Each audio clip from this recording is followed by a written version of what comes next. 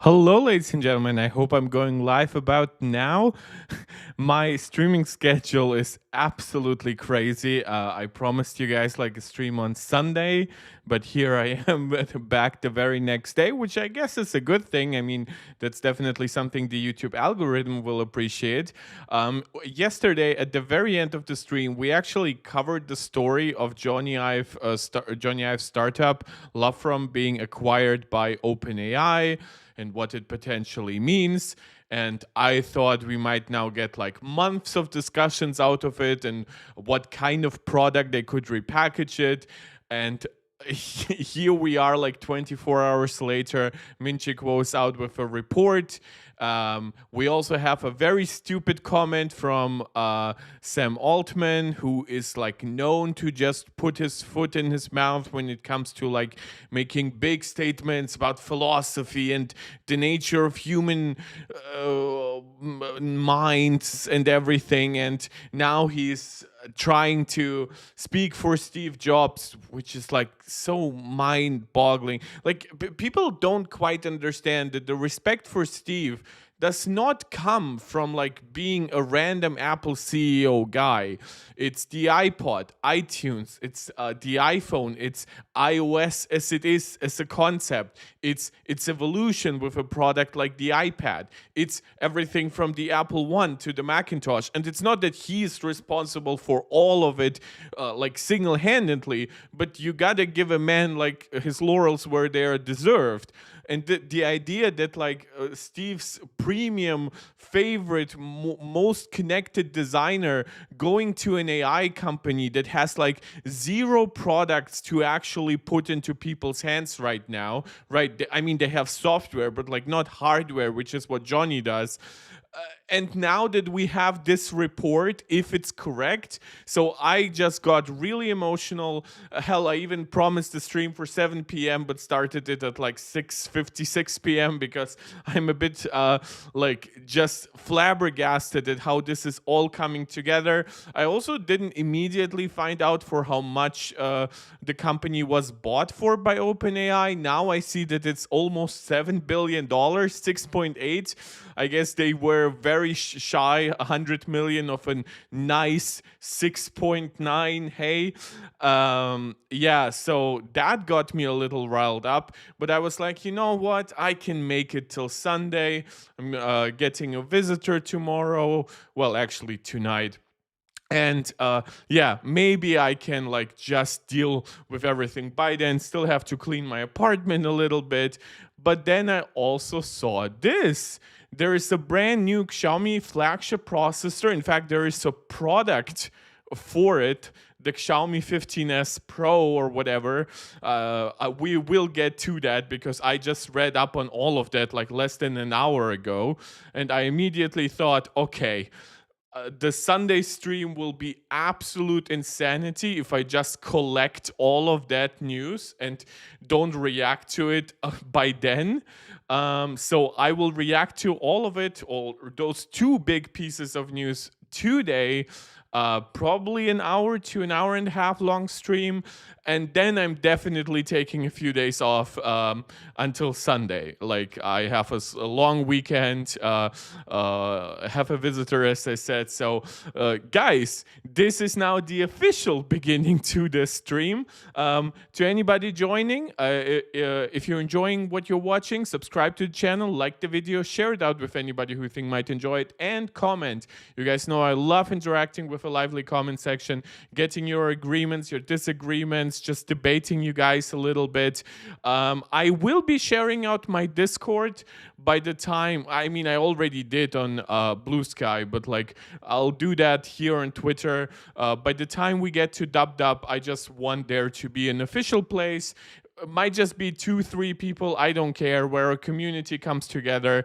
I know we get more viewers afterwards after the live streams are finished, but I just want those that are the most engaged, those that leave the most comments, to have a place to go to discuss, to find me more directly. I've been tuning down my social media usage more and more. I left Twitter. I'm barely on Threads or Blue Sky. So yeah, that's about what will be happening. So, and as always, while we are starting out, let me know what you would like to see me cover today or in the future, and leading up, of course, to WWDC. So let's start and let's get a little bit too emotional, a little bit too Apple sheepish. Anybody who knows me, anybody who has watched this channel maybe for a little bit, you know that I'm not an Apple sheep. I like Apple products. I'm not gonna be like a Tim Cook bootlicker. I'm not gonna be apologetic for bad company decisions, terrible pricing, or whatever. I'll put it into important context and I'll give you a nuanced explanation of what's going on. If there is nuance, of course. Some stories are actually black and white. But sometimes I have to get a little bit up the ass of Steve, which might be a little bit difficult right now. And tell you guys that what is happening now with this Jony Ive and Steve Altman and OpenAI and the product that they're supposedly working on, most likely working on, it really grinds my gears the way that the tech industry and especially like supposedly like people in the tech community are reacting to it. I see so many people trying to dunk on Apple because of it, saying, oh, Apple is done for, right? Jony Ive left Apple, but now he found a new place of actual technical innovation and everything. And people even try to say like, oh, look at Google I/O. Look how many AI services they have. Like Apple is done for, even though most of the AI shit that was shown there will even come to iPhones. So, and it might even get integrated directly with Siri. The way that Siri now has access to ChatGPT, she'll also get access, I say, but like it, I guess, to Gemini and Anthropic's AI services. But let's get to the meat of the main story, which is, of course, Jony Ive's Love From company, which for now has mostly dabbled in like luxury stuff, like one-offs. Not really tech, definitely. In fact, when Jony Ive left, he kind of explicitly talked about being a little bit burnt out on making technology for so long, and being burned out also a little bit in general for working for so long. And we also know that for his last few years at Apple, sure, he was still important and he was still helping with the development, for all we know, even with products like Apple Vision Pro that launched quite a while after he left. However, from everything we understand, he wasn't as involved as he was all those years ago. In fact, his favorite project by the end were Apple stores, right? So he would design like where the trees go and how high like the ads are. Well, ads, I mean, it's all Apple stuff in an Apple store, right? What kind of tables they use, what kind of materials they would adopt in building the stores, right? Even partially the exterior design, of course, when you could afford to build one from the ground up.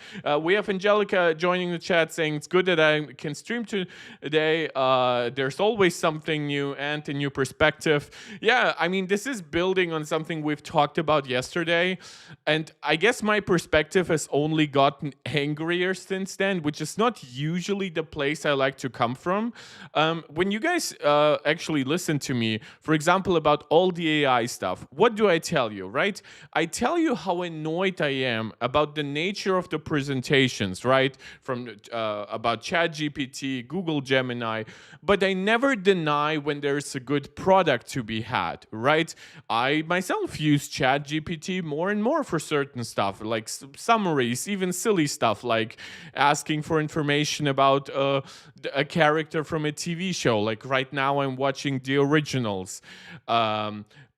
I do that, and I will openly come out and say it's a shame that Apple doesn't do all of it, but Apple doesn't have to. Like the same way that Apple hasn't done Google's a competitor to Google Search, and they don't have their own YouTube. I don't need that because I have Google Search on my iPhone. I have YouTube on my iPhone. And I do have ChatGPT on my iPhone, and I do have Gemini on my iPhone. So I do absolutely acknowledge that there is innovation to be had outside the world of Apple.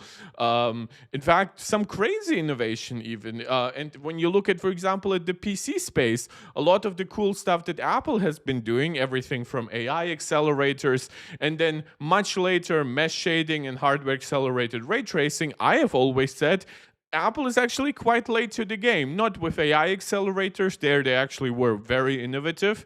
But when it comes to graphics rendering features, they absolutely lagged behind NVIDIA in many, many ways for years and years. And when it comes to raw performance output, they're still behind. So this is not the perspective of somebody who says everything Apple touches is perfect, everything the industry does aside from Apple is terrible or something like that. That's absolutely not where I'm coming from.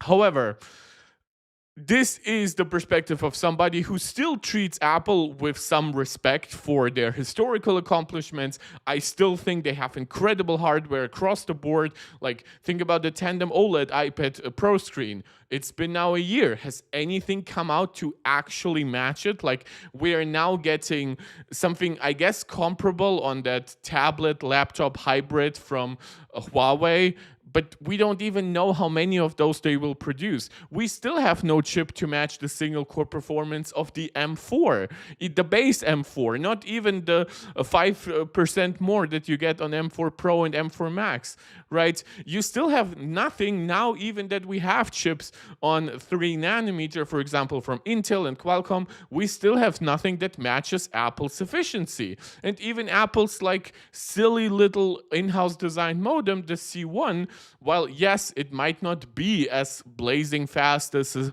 Qualcomm X85 modem, guess what? It's way more efficient.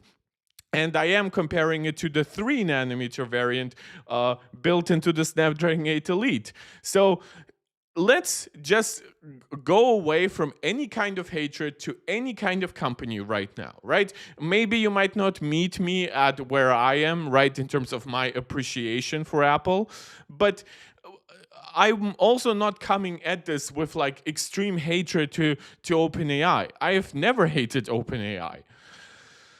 But I am starting to do that a little bit now. And specifically, I have never been a fan of Sam Altman. And now I actually fully understand how we got to the situation where his board wanted to kick him the fuck out.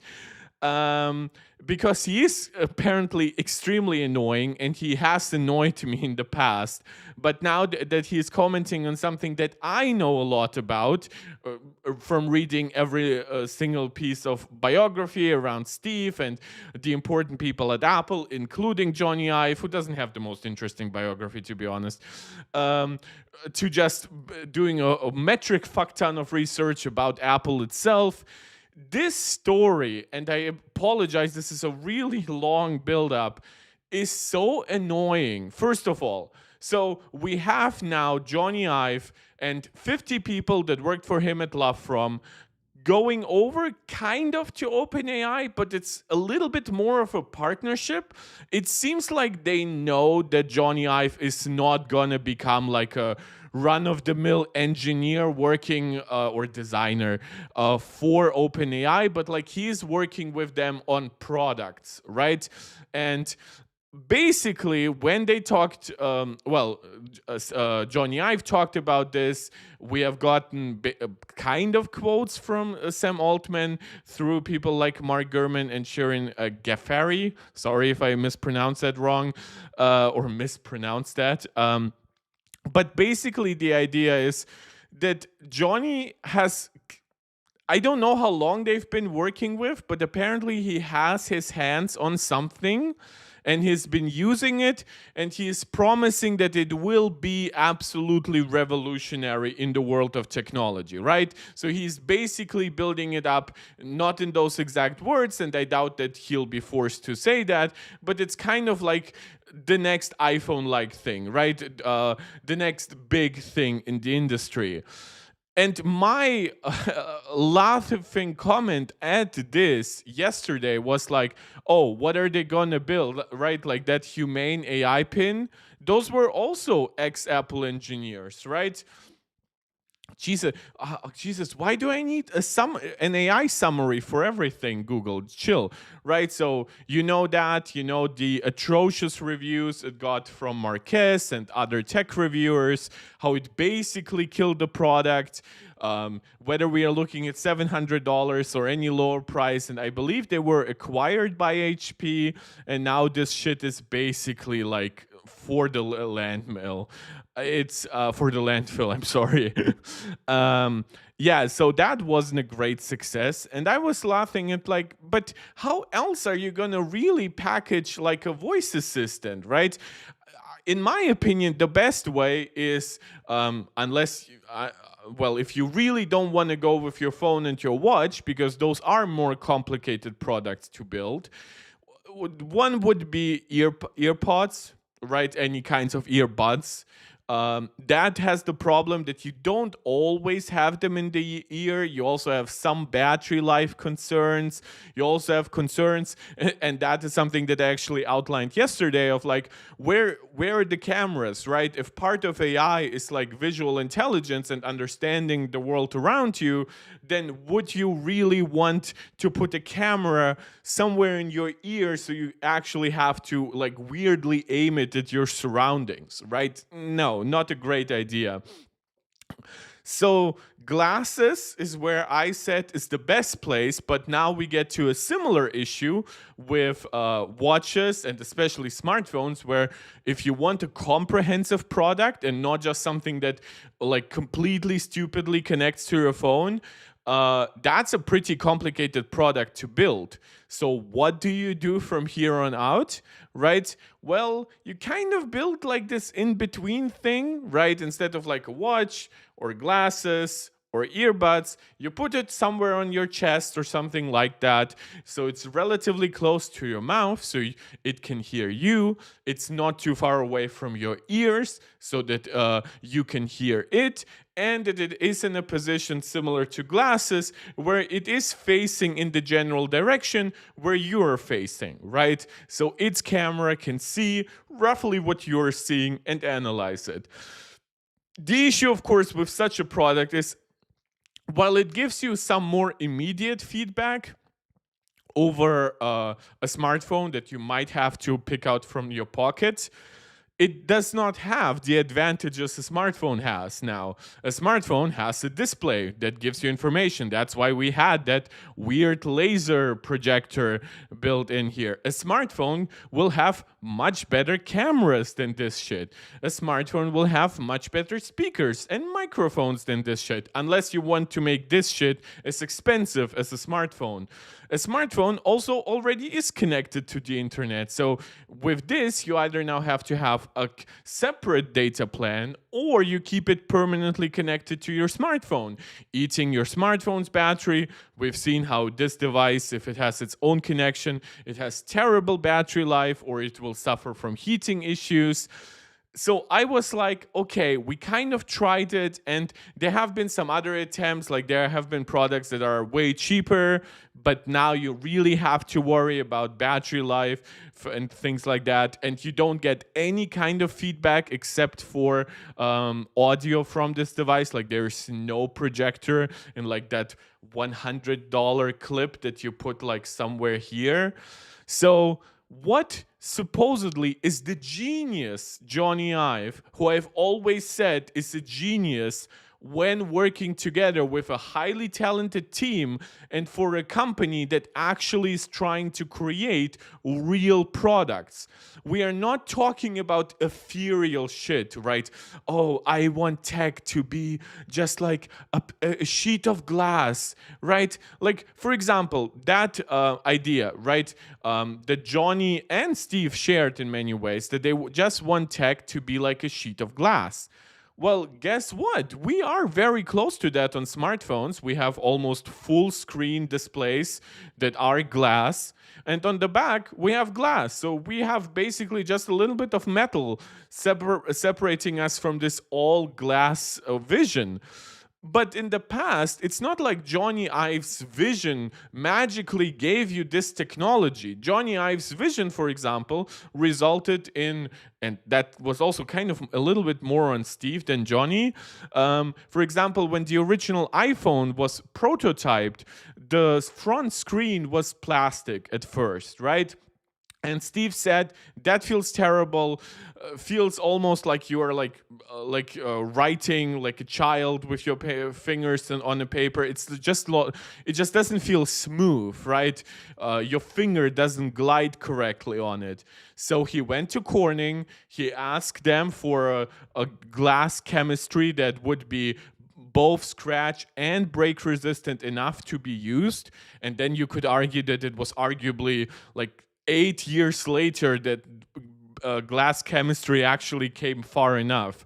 Like, I implore everyone who had like an iPhone 4 or 4S to tell me that the glass there was good enough, much less on the original iPhone, right? So it's not like Jony like made tech magical. Even when you think about the thinness of the MacBook Air, part of that was Apple cooperating with Intel on a special version of the Core 2 Duo processor. Just the latest version, designing a motherboard together with them that was like roughly half the size of what like comparable laptops were using. So that extra space could be used for batteries and everything. And then when something like the 2015 MacBook came along, like they had like terraced, like stacked battery technology. So there was a ton of actual like hard effort engineering enabling those like obsession with thinness and lightness that Steve and Jony had. So to me, Jony by himself, looking at everything that Love From did thus far, really doesn't give me too much confidence, especially like it's not like I'm ageist here saying, oh, at a certain age, you just aren't what you used to be. But like there is a certain difference between being young, coming into a company that's still growing, right, and seeing all those innovations from the iPod, well, even before that, right, but from iPod to iPhone to iPad, and then making everything thinner, lighter, refining everything, working with your metallurgical teams to make everything from the aluminium and everything more durable while keeping low weight or even further reducing it. Riley joining the chat. Hey, man. I apologize for once again for the impromptu stream, but yeah, this one got me a little emotional. So you got all of this, and now the question is, well, could Jony bring some of his maybe like old days like motivation and energy to a new company that's right now is growing, right? Maybe Apple, you could argue, stagnating, at least from a financial aspect, because Apple is so high with their finances. There's very little room to grow beyond that. So but what are they working on? And again, this is a one report from Minchi Kuo. And I cannot help myself.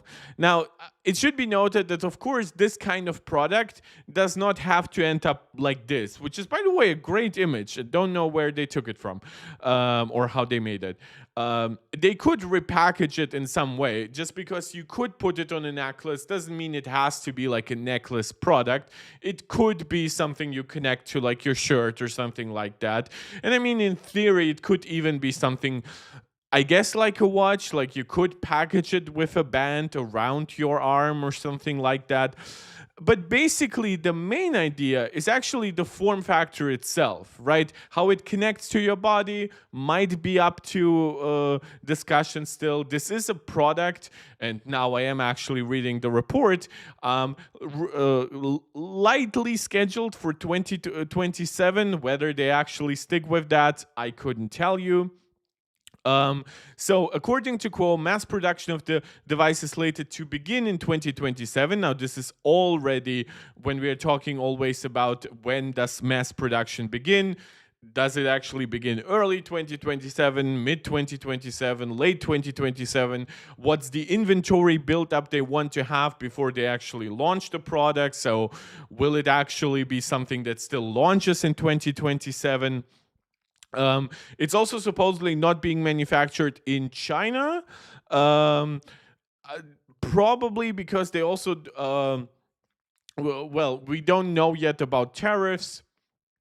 Vietnam right now is also facing pretty big tariffs, but it's very likely that Vietnam will negotiate some kind of deal with the United States that will keep its tariffs relatively low, while China, even if they negotiate something, might get stuck with like a perpetual 20% tariff, at least while the Trump administration is still in office. Now, that to me is not very interesting. The only thing that I would comment on is usually when it's a very complicated product, first line production is usually China, because contrary to what stupid people might believe in the West sometimes, people don't just produce in China because it's cheap, but China over the years has invested a lot to make their assembly lines very efficient, very productive, and very high end. So there are some processes that pretty much only China can pull off these days.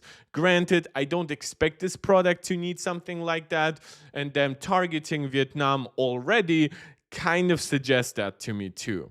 As exclusively reported by the Wall Street Journal, OpenAI and Jony Ive intend to ship 100 million units of their AI-powered devices. This is complete bullshit. I don't freaking care about any of this. It's Tesla still predicts to sell like 20 million cars or whatever by 2020, by 2030 or whatever. That's not going to happen with the current sales numbers. They predict like being a $40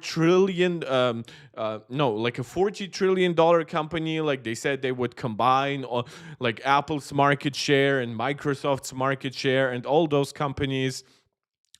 That's not happening. Sam Altman has overpromised, and the reason why I bring up Tesla is because Sam Altman is overpromising for OpenAI just the way that Elon is overpromising for Tesla.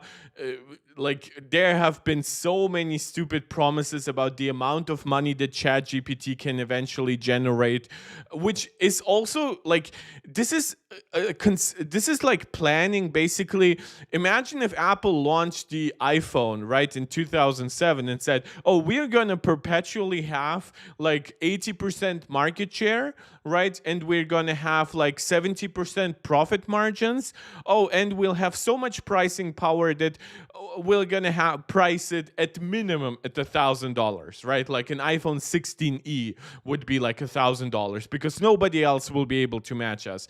We already have a situation where like ChatGPT's latest models, even though they're quite good, are already falling behind the latest Gemini models, already falling behind the latest versions of Claude and whatever, right? So this idea that all these companies, all of them will be like producing hundreds of millions of AI powered devices and and then they will also like always weasel out of all of those promises, right? Some people will be like, well, you didn't ship 100 million of this kind of crap, and they will be like, well, yeah, but AI is also now like in every smart thermostat and whatever, right? And every TV now has some kind of AI built into it, including like a ChatGPT option. So all of those products are now AI powered. So yeah, those kinds of promises, and the fact that the Wall Street Journal is reporting on this is in any serious way, yikes. I hate it when people, but I mean, they benefit from this too, from this kind of speculation, right? Obviously, it's not like anything serious. But the actual questions here is not even how people will use it or whatever, but like what does it look like? Because that's the target. They will not be able to define if people actually want it.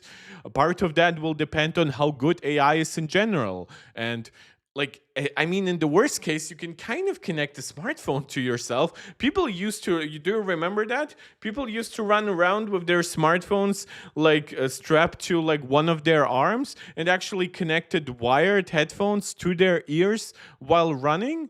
Right? I mean, in the worst case scenario, why wouldn't I use my smartphone that's so much better as a piece of technology than whatever this is going to be? And why don't I just put the extra money that I put into this into something like a smartwatch or better earbuds, which also help me better experience AI? But let's ignore all of that and let's actually focus on the form factor, which, according to Quo, the device's current form factor, that's very important, it could be subject to change, you never know, is compact and elegant as an iPod Shuffle. And it is currently a little bit bigger than Humane's AI pin. So this is your reference, which again, Marquez does have big hands and everything. So keep that in mind when comparing it. This will be bigger than that. But a little bit bigger, so I'm not gonna shit on it for being too big before it has launched.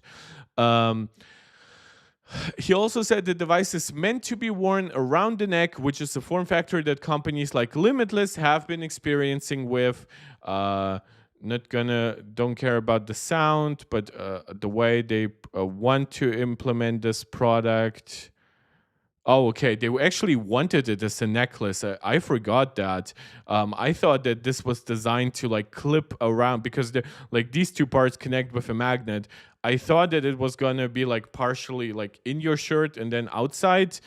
That's actually a stupid design. No wonder that nothing has happened with this limitless bullshit.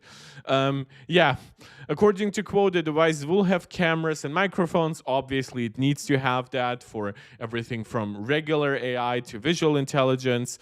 It will be able to capture the user's environment and context and will rely on the user's smartphones for computing and display capabilities. So it's not replacing your smartphone in any way, shape, or form. So the idea that this is like the next big thing, no. This is, and I am shocked how right I got it yesterday. This is just a vehicle to repackage AI. It's basically a single-purpose piece of hardware just for AI. And contrary to your smartphone, which you can make work with ChatGPT, Claude, Gemini, Siri, this will probably be exclusive to one company's AI offering. So if at some point another company brings out a way better AI model, you might not even be able to switch to it. Yeah, I have absolutely no faith in this. They basically paid Jony Ive $7 billion, so he makes them like a sleek aluminum box. And they basically slap his name on it. He'll come on stage. People like me will groan and whatever. And Sam Altman will say, oh, all of this is because Steve, these people like idolize Steve, whatever. They don't understand. We are now the big innovation dogs. This is why he can kind of get away with saying, oh, Steve Jobs would be damn proud of Ive's latest move, which is like, really?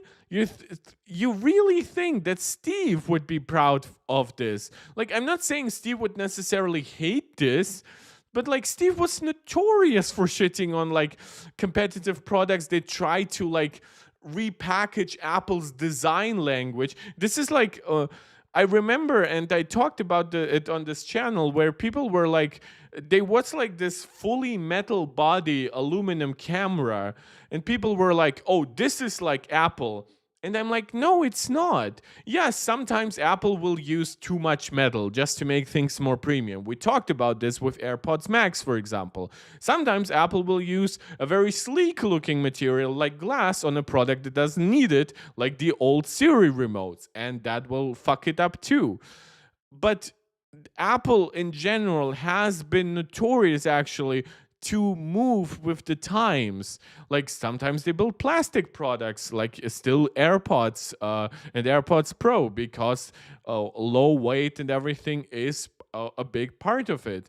They will switch from aluminum to stainless steel to titanium when it's needed, or even just to make the device look slightly different. The idea that like you can say, oh, it has like the Apple feel just because it's a big slab of aluminum.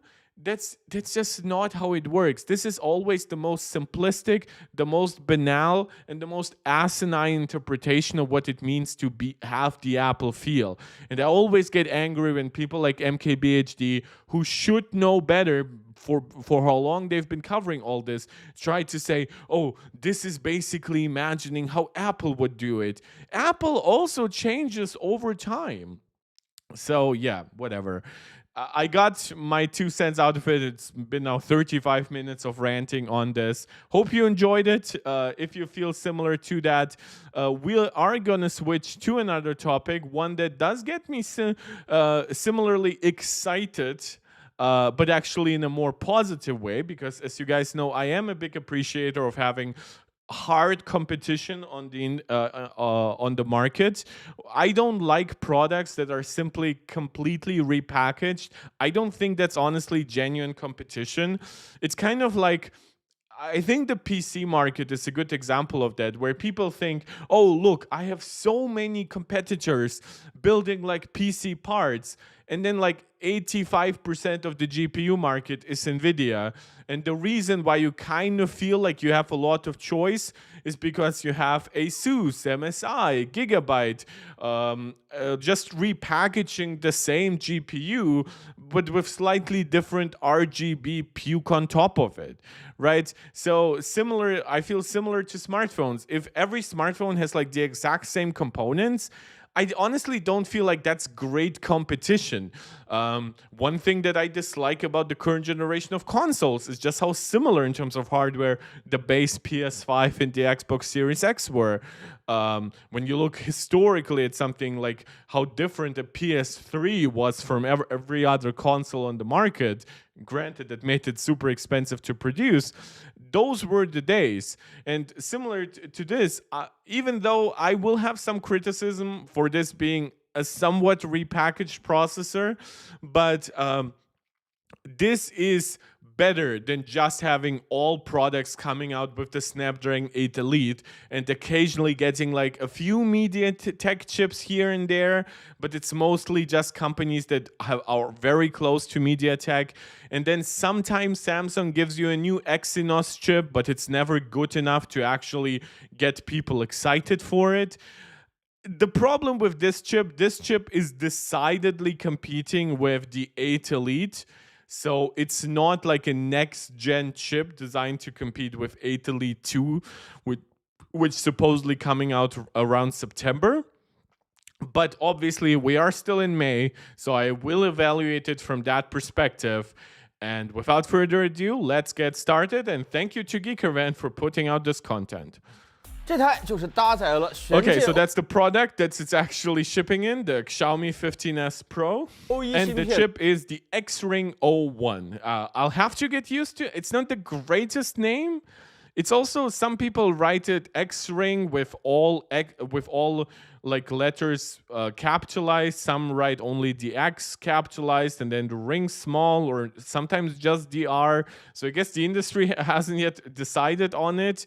I wrote it how I've seen it in most outlets, which is the X is big, then the ring is small, and then the O is big, and the 1 is a 1. DR.AATW, hi Mark, how are you doing? Well, I got just a little bit emotional talking about the Jony Ive, Sam Altman, Love from OpenAI partnership, and how it annoys me to no end, how people are reacting to this bullshit. And I reacted to the reporting of Min-Chi Kuo and what's supposedly the first product that is being pushed out by those guys, and how I'm not the biggest fan of that concept. But yeah, now we are looking into something more interesting. I think this channel is kind of known for being more chip focused, and this is the very first piece of actual like big chip news in quite a while. I guess since the M4 since the M3 Ultra, I guess we haven't had something big to react to. Xiaomi Xring O1 Pro 相信大家应该已经等候多时了吧？小米的自研芯片还是3纳米旗舰 Okay, so 3nm N3E that gives it the same node as the Snapdragon 8 Elite and the A18 and A18 Pro. That makes a lot of sense. nobody's using N3B really, and N3P is just not ready yet.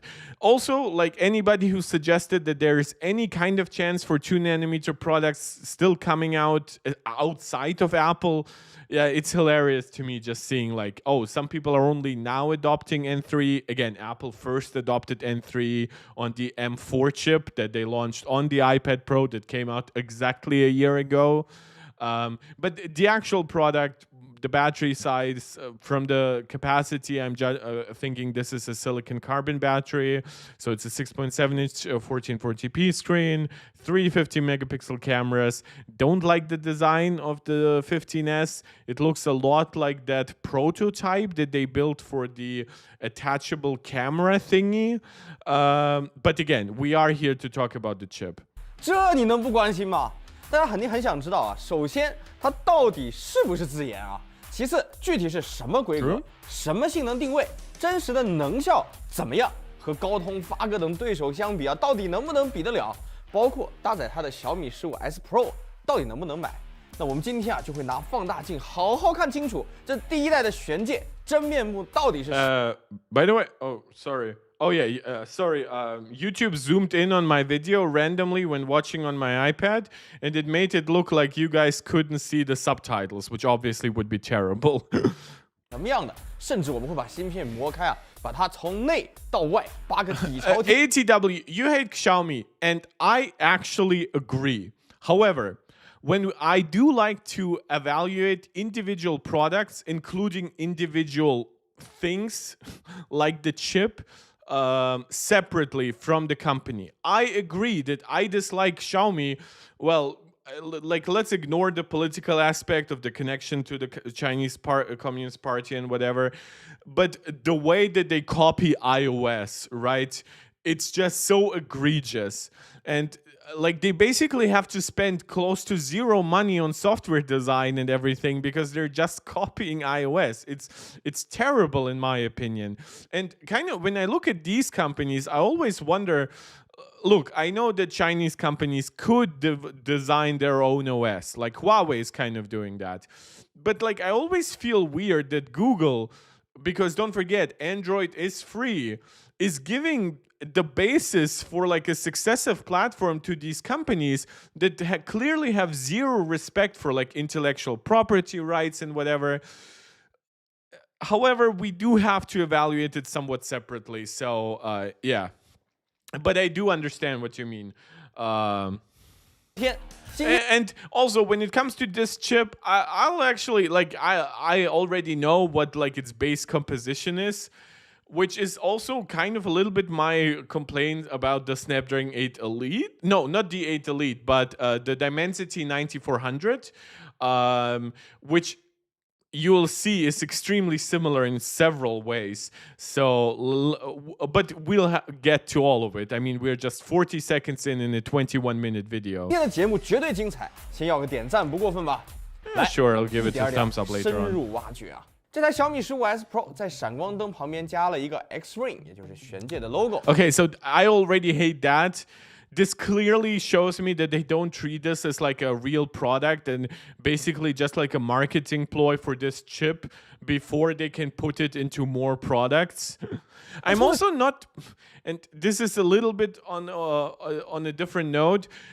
I'm not very happy when companies employ like 2 or 3 or sometimes 4 different like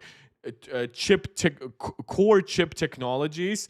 And I'm not talking about, oh, one of my devices uses a Snapdragon 7 Gen 3, the other uses an 8 Elite. No, that makes sense. That's just different, like separation based on pricing, cooling, battery, whatever.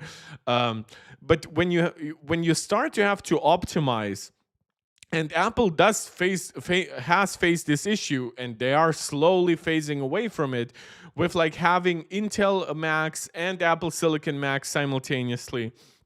Before that, having PowerPC Max and Intel Max simultaneously. At some point, you kind of have to focus on one, unless those products are so similar that it basically doesn't matter. And like Xiaomi now having some Snapdragon devices and now their own chip, now that will make me wonder, well, where are their priorities? What will get the best drivers and stuff like that? And of course, if you have a product with a brand new chip, what's the development side for it, right? So even beyond just the raw capabilities of a chip, it's something you need to consider, right?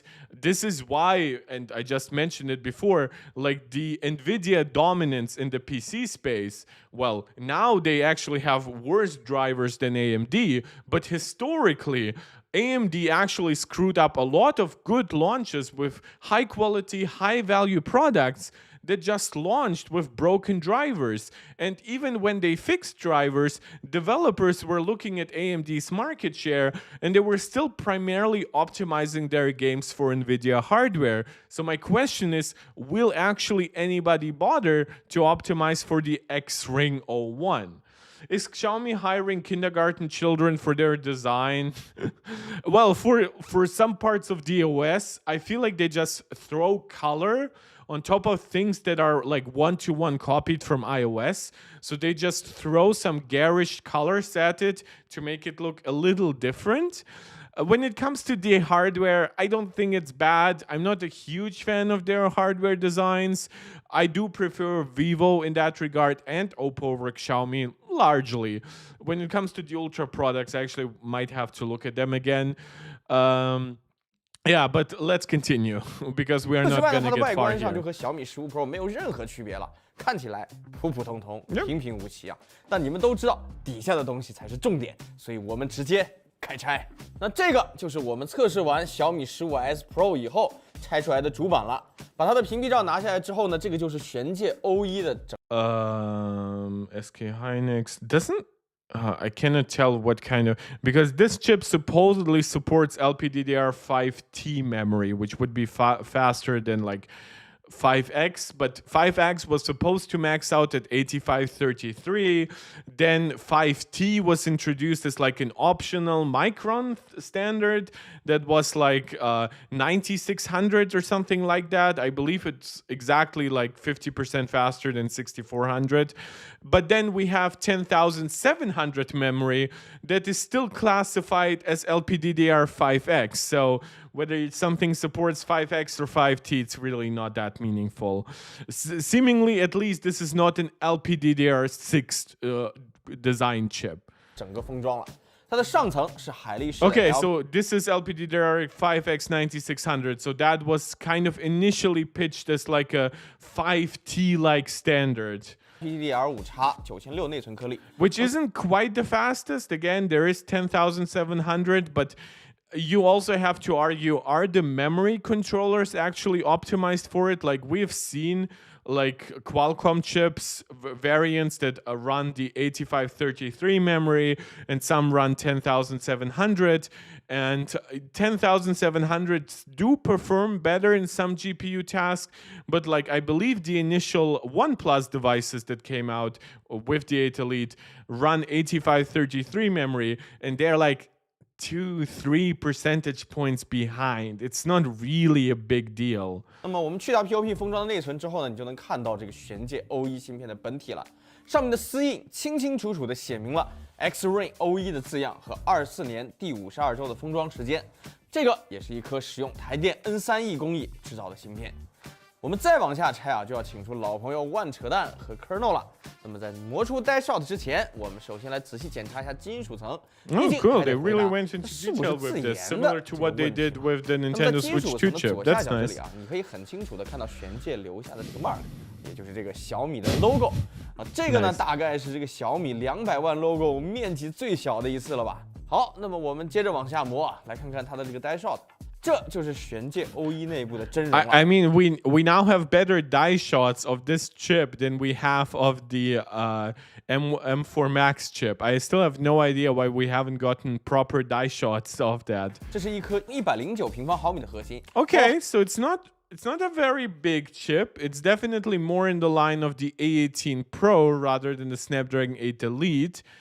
I actually don't know if it integrates the modem. That could account for a lot of the difference. Let's see. 含190亿晶体管啊。作为对比，这是天玑9400，这是骁龙8 Elite， 这是 A18 Pro， 是不是感觉这几位长得完全不一样？ Yeah, so the 8 Elite, I actually thought it was closer to 130. That's not actually that big of a difference. I guess that's just a few more GPU cores in that regard than the 18 Pro. Well, and different GPU cores. The 9400 being actually the largest one kind of doesn't speak too nicely of it because it is the weakest one of them, though it kind of does sometimes have better GPU performance than the 8 Elite, so I guess that's maybe where some of it has gone. And then there are some things that just don't scale too well, like memory controllers. Yeah, so the die size here is similar enough so you wouldn't say, oh, one is just poorly made, right? If one of them was like 150 square millimeters but had the same performance profile, that would be a lot different, of course. If one of them was sub 90 square millimeters but still offered you the same, then I would be saying, man, that's built differently in a positive way. So I guess everybody has slightly different priorities. Like the 18 Pro also will have stuff like ProRes encoders, which obviously none of the others do, but then they will have more tech for AV1 stuff. Then you can argue how big the AI encoders, the AI chips are on there. So, or the AI subprocessors.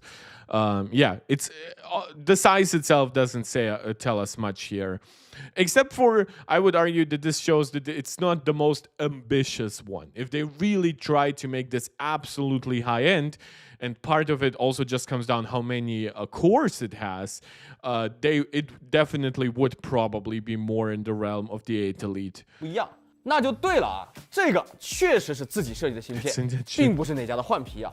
不过从109 that means nothing. The fact that it's packaged differently, yes, it is an in-house design, but it doesn't actually tell us about the nature of the CPU cores, the nature of the GPU cores. Those things could still be like off-the-shelf technologies that you repackaged into your own chip. In fact, we know one chip that does that, which is the Dimensity 9400 from MediaTek, which takes pretty standard X925 and A720, and I don't know if this one has A520 cores. Right, but it's pretty standard off-the-shelf ARM technology. Sure, you can integrate it pretty differently, and you can even play around with like system-level cache, and you can make your own memory controllers. You can make your own storage controllers. In fact, you can make obviously your own controllers that control, for example, when do the efficiency cores get to work? When do the performance cores get to work? So that's actually where a lot of efficiency in modern days come from, because a lot of these chips, well, they all use the same node, and their core architectures are not that like far away from each other in raw capabilities. So it's really about the specifics that make something better or worse. 面积来说呢，它和 A18 Pro 都要比高通和发哥要来的小啊。那这个是为什么呢？因为玄界 O1 和苹果一样啊，它们没有集成基带。Yeah, okay, so it doesn't have an integrated modem. 小米15S Pro 的主板上呢，就有这么一颗来自发哥的 T800基带，它使用台积电4纳米工艺制造。Okay. 这个外挂基带呢，会不会带来一些能效的劣势呢？我们待会儿也会来看。Well, we haven't seen too many energy efficiency advantages from the integrated modem. Like, especially having a modem that is 3 nanometer because it's baked into the chip. You kind of would expect it to be way better than what Apple and MediaTek are developing, but you really don't see too much like battery discrepancy there. 那么回到这颗玄界 O1 的内部，那这里就是它的 CPU。So A725 chips. So those are the latest efficiency cores. A lot of the chips that were still launching like last year were like A720. A520, I don't know if there is even A525 or something like that. Obviously, X95, that is what is also in the MediaTek, Dimensity 9400. Decent amount of cache here, 16 megabytes of L3. Okay, let's see. 部分了，总共有10颗核心。2颗最高 3.9G 赫的 X925 超大核，4颗最高 3.4G 赫的 A725 大核，2颗低频 1.9G 赫的 A725 中核和2颗 A520 小核。那这个玄界 O1 啊，还真的是旗舰级的 10-core, 这谁能想到 which is a lot for a chip of that size. Don't forget, Apple has 6 cores, so 2 performance cores and 4 efficiency. Wait, no, the A series does have 4 efficiency cores. So this is where Apple's chip would end, but then they have like extra, like low power efficiency cores, for example, what Intel would call this. Interesting. It's also not the highest clocked, but I guess, I mean, like again, it is a different thing than the P cores on the A18 Pro or what you get on the Snapdragon 8 Elite, which is their own obviously core design. I'm not sure if it's higher clock than on the Dimensity 9400. Hopefully they will bring that up. 我之前问大家，你们对它的性能预期怎么样？那大多数人都觉得它也就是个8+2的水平。 Really? In multi-core? No way. In multi-core, it would have to sit somewhere between the 8 Gen 3 and the 8 Elite. Now, would it be energy efficient enough to maybe not do that? I don't know. But like the 8 Gen 2 is really old at this point, like architecturally. 那时候确实还没解禁啊，我一句话也不能说。现在总算是谜底揭晓了，光说规格那是一点都不虚当代旗舰。不知道大家有没有惊喜呢 ？No, I'm not really surprised. It has more cores than the 8 Elite. X925 我们之前就测过，这是 ARM 最新的超大核架构。A725 则比较新鲜啊，因为目前 again, the A725, it's technically not even that new by itself. I guess it's new in use. Like, I guess maybe it took longer than some people thought, but yeah, a lot of stuff. I believe the Dimensity 9400 doesn't have it. 旗舰级 SoC 里居然没有一款任何其他的产品。Okay, so good to know. The Dimensity 9400 has X95. Oh, true. That's why I was wondering about the A500 cores. It does not have the super low power A500s. Instead, for its efficiency cores, it actually uses a last gen P core, which is the X4, I believe with less cache. But then for its efficiency cores, it uses now a last gen A720. Now, it should be noted, I don't know if there are that many differences between A720 and A725, but I'm not saying this authoritatively. I will actually be doing research into this. It's been a while, unfortunately, for me. A725 核心。我们呢也只测试过台积电4纳米工艺的天玑84啊搭载的这个 A725，这个也让我很好奇。I saw that product briefly mentioned somewhere. It wasn't worth covering for me. 仅仅属于 A7XX 家族的核心，在小米的后端设计下，到底能不能和天玑9400的X4大核以及高通的自研能效和抗？Yeah. So in comparison, the 8 Elite has 2 big Orion cores, and wait. Why does it have the Snapdragon 8 Elite does not have 6 cores? This is a mistake. The 8 Elite has 8 cores. It has 6 efficiency cores. Snapdragon 8 Elite. It 100% has 8 cores. It's just in fact, if I were to doubt myself, it would be if I saw it having 10 cores, not 6. Like, I could for a moment believe that it has 10 cores rather than 8, but I wouldn't believe that it has 6. CPU 6. Wait, does it really not have? Jeez, who? Like, I know people complain about Apple's hardware specs, but like, look at this. It's like, Jesus, who does it like that? Snapdragon Elite, an 8-core chipset. Yeah, so it's Phoenix L and Phoenix M, and Orion is the overlying architecture. So they actually got a few things wrong in the way they summarized it. Yikes. 4颗正常的 A725 性能核之外，玄界 O1 还有2颗 A725 能效核。那么你从呆哨的里呢，你能明显看到这2颗低频的 A725和前面那4颗高频的呢，长得是完全不一样。啊，里面各个区域的布局和面积也都有区别。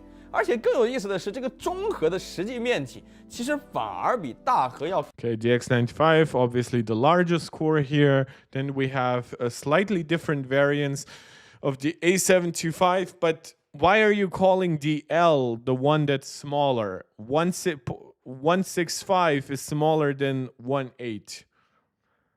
What are you doing to me, guys?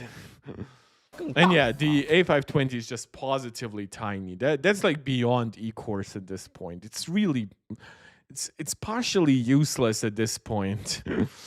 那么看来这个中核的设计目标啊，并不是为了减小面积的。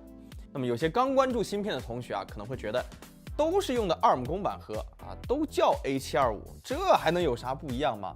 Well, you can. This is why like custom packaging matters. You can actually use like off-the-shelf basic technology in ways like the A725, but then you can play around with things like cache amounts and things like that. And what clock speeds are they targeting in this case? Like huge difference there. Rosa joining the chat, giving us some really nice words of appreciation. Thank you so much. I always try not to read out the German chats for too long because that just like it forces my brain to start translating it. But I got the vibe. Thank you so much. 我们的老粉丝肯定知道啊 Our old fans must. 因为大家肯定都看过我们当年测试麒麟9000的视频啊。哪怕都是用公版核，当年麒麟 A77的能效表现甚至不逊于其他家的一些 A78啊。那为什么会有这种差别呢？这里我就得科普一个芯片设计的基础概念，就是后端设计。简单来说呢，后端设计就是把逻辑设计转换为物理芯片实体的过程。比如说，研发的同学已经知道了 A725这颗核心的基础架构啊，但是要把它变成芯片的一部分，并不是简简单单的在一张纸上画一片区域啊，说这个就是 A725啊，这就可以了。This is notorious where Google fails, right? Because the Pixel chips don't use like terrible core architectures or whatever, but the way they I guess make or draw them onto chip is bad. And I don't mean that Samsung just makes them too bad on their 4nm node, though you could argue that that's a big part of it. Unfortunately, it just seems like Google is actually screwing up on that part. 决定每种单元到底要用什么样的 cell 来组成，各个模块的布局是什么样，各区域的电源网络规划。布线还有时序设计等等等等。How you position it will affect everything from latency to power consumption to the way you implement it might define like do you have access to the entire L3 cache or whatever, or does it only rely on its own cache? Obviously, its own cache is the most efficient, but if you run out of L1, L2 cache on your efficiency cores, well, then you aren't that efficient because at that point you're forcing the task to either run super slow or you're now forcing it onto the P cores. So yeah, there's a ton of variants to how you can integrate off-the-shelf stuff like the A725 cores, the X925 cores. So at no point am I talking down at using those technologies, but it is not quite what Qualcomm or what Apple are doing, which is using the base ARM instruction set and then building their own like chip designs on top of it. Their own P cores, their own E cores. Sometimes they're completely different GPU architectures to like the Eclipse or whatever. 这种把逻辑单元转化为物理单元的设计，最终才会决定着这颗核心的性能、功耗和面积。可以说，芯片设计的整个过程当中，除了前端的微架构设计以外，最核心的竞争力就在于后端设计的功力。Absolutely. You can screw up so much. Like you can hire yourself like 10 good students from engineering school, and they will give you like they will buy, if you give them the money to buy the license to buy like the A725 or the X925, right?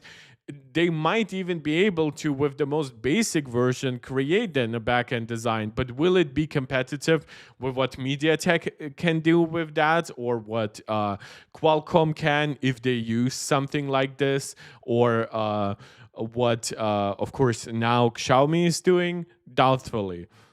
那这两种 A725正是玄界团队使用两种后端设计下的同架构核心啊。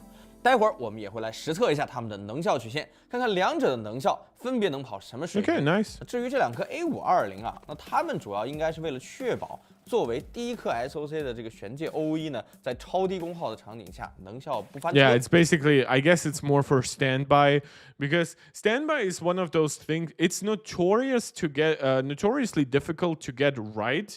It's one of the things why we actually haven't seen standby battery life actually like explode. When you think about it, right?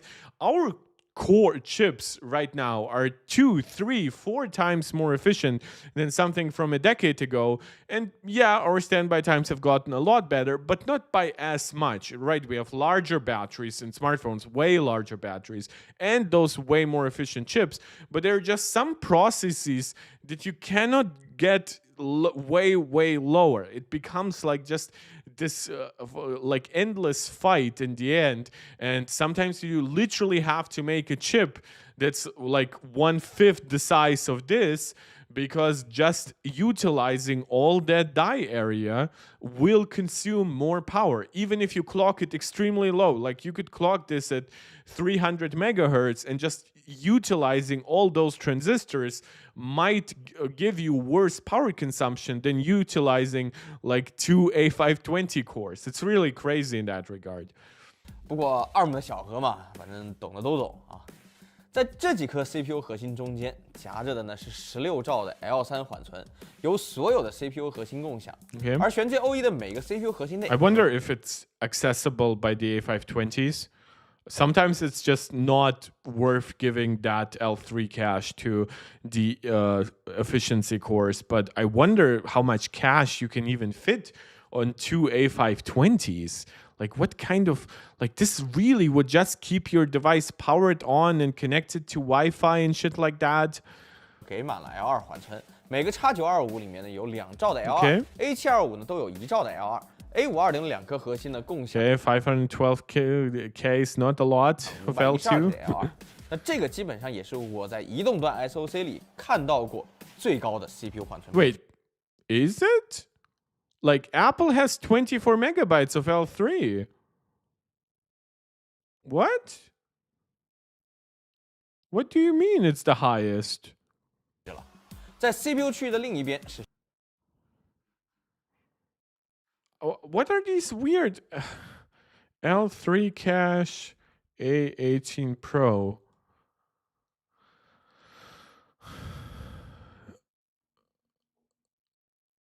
Okay, thank you. Doesn't actually give me that. 32 megabytes of L3? No, it's 24. Yeah, on the A18, it's like downscale. That's where Apple actually like reduces the die area from the A18 Pro to the A18. It's one fewer GPU cores and it's half the system level cache. Now there is the cache on the actual cores, which is really like, what does he mean by that? Yeah, like Apple even has like crazy amounts of L2. That's why their L3 is like they actually used to have 32 megabytes back in the day, but then I think they basically thought, oh, more cache actually increases latency at some point. It's notoriously difficult to scale because new nodes, they might scale in density like your logic, but not really your cache, your memory controllers, things like that. So let's actually use a little bit less cache, L3 cache, but we're going to connect it to faster memory, and we'll still have a metric fuck ton of L2 cache. So I have no idea where these mistakes are coming from. These guys should know better. 玄界 OE 的 GPU。这颗 GPU 的规格也相当高啊，16核的 ARM G925 GPU。 Okay, so it is also an off-the-shelf design. Again, that's not saying that it cannot have custom implementations. Plus, this is beneficial, especially for the GPU. Like, you will just have terrible any kind of optimization from game developers. You better put it on the next on something that's similar to the next best thing, which is the Dimensity 9400. So if they actually went with their own completely custom GPU architecture, this is something that I criticize Samsung for. Samsung like partners with AMD, and they use like a last gen like RDNA 3.5 architecture for supposedly the upcoming Exynos 2500. And I'm like, really? Who do you expect to optimize for that shit? Because we now have the off-the-shelf ARM stuff. We have Qualcomm stuff, the Adreno GPUs. We have Apple stuff. We have all kinds of different generations of those processors out, right? So the latest Adreno GPU might not like benefit even as much from the optimization that you've done for a last gen Adreno processor. And the same goes for Apple, like A17 Pro, A18 Pro, that's where you get mesh shading, hardware accelerated ray tracing, but you still like optimize for A16, A15, A14, right? Lesser amounts of memory. So do you as Xiaomi really want to come out and bring out a completely custom GPU architecture and like really risk developers not knowing where even to start to optimize? 这也是这代旗舰当中最大的 GPU. Okay, so this is also the largest GPU. Now, it should be noted that GPU cores are not comparable between completely different architectures. So them using 16 cores is not, obviously, you cannot say it's 2.8 times better than Apple's 6 GPU cores. I don't actually know how many GPU cores the Dimensity 9400 has. Dimensity 9400. That's notebook check. Really? Show me here, there. Fantastic mobile gaming with Hyper Engine. 12. Okay, so it has definitely less GPU cores in that regard than the Xiaomi Xring O1. I'm repeating that to get used to that. And then when it comes to the CPU, wait, really? The CPU is X93, A720. Okay, so we do also have less CPU cores. When it comes to cache, we have the same amount of L2 cache for the X925. We have the same 1 megabytes for the middle cores, I guess. And then we have L2 cache of 512K on the A720s, which is the same amount that Xiaomi gives their A520s. But Xiaomi has way more of intermediate chips with their A725 with the 1 megabyte cache. However, MediaTek utilizes a way faster core design than the A725 for their middle cores. It's really hard to complain. And then like the L3, 12 megabytes, so that's less than the 16 megabytes. And then we get to 10 megabytes of system level cache. Okay. Let's get back to this. 与12核 G925 的天玑Okay, so they are making this comparison 那么 too. GPU 部分呢，总共搭载了4兆的 L2 缓存。但比较意外的是，这颗玄界 O1 呢，并没有搭载 Okay, 任何 no system level cache. SLC 缓存。那我觉得这样做最大的可能性啊，还是 So there is no access to the 16 megabytes here from the GPU either? Because that would be a very small amount of memory without any system level cache for the GPU to be stuck with. That would also like really cripple the neural engine. Now I believe I've seen that the neural engine might have 6 megabytes, which would be of L2 at that point. 是因为作为玄界团队的初代芯片，他们必须在 SLC 所带来的缓存性能提升和可能造成的低功耗场景的功耗。Well, yeah, I also think that this might just be not a very refined thing where there's trying to learn from the real world results that they will be getting from this, right? They might only now get like some developer feedback of like, guys, we really need system level cache. 开销之间做出选择。最终去掉 SLC， 增加各个单元各自的巨大缓存，应该就是为了规避这种低功耗区间翻车的风险。毕竟玄界 O1 的 NPU 都给了10兆的。Okay, so that's just wasteful in my opinion. Giving all this cash to the NPU rather than the GPU, yeah, that is actually a stupid like I guess they could design their own OS to much more heavily leverage the NPU than Android might otherwise would, but that will mean nothing to third-party apps that might not target NPUs at all, might not have specific optimizations for this NPU. This is a bad decision in my opinion. 而且这个 SLC 怎么都不是为了减少面积而去掉的。Yeah, like ideally what you would have, right? You would give, for example, the NPU like less cache.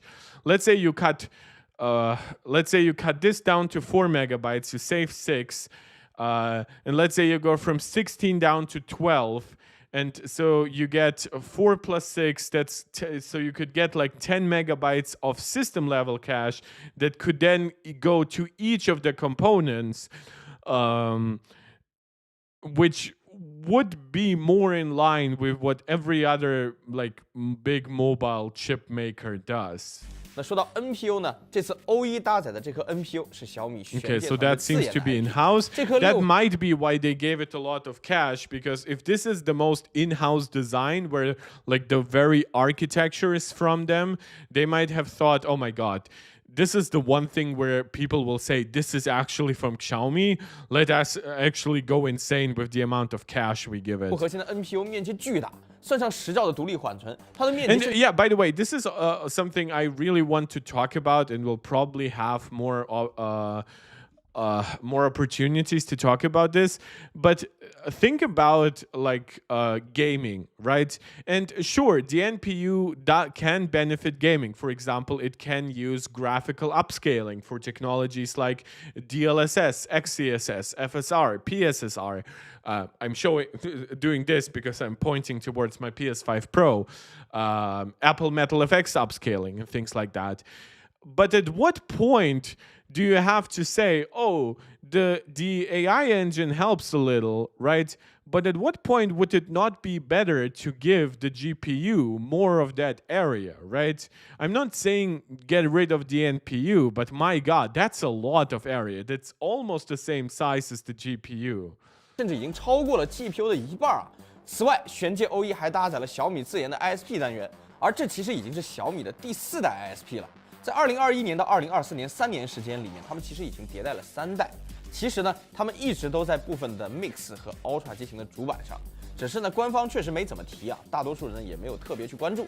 就像已经上市半年的玄界 T1 手表芯片一样啊，这个有点闷声造芯片的意思，对不对 Yeah, Xiaomi has been trying to enter new markets with their own stuff. Similar, like they do value their independence because they've seen what happened with Huawei and how long it took Huawei to at least somewhat recover from the being disconnected from much of the technology from the West.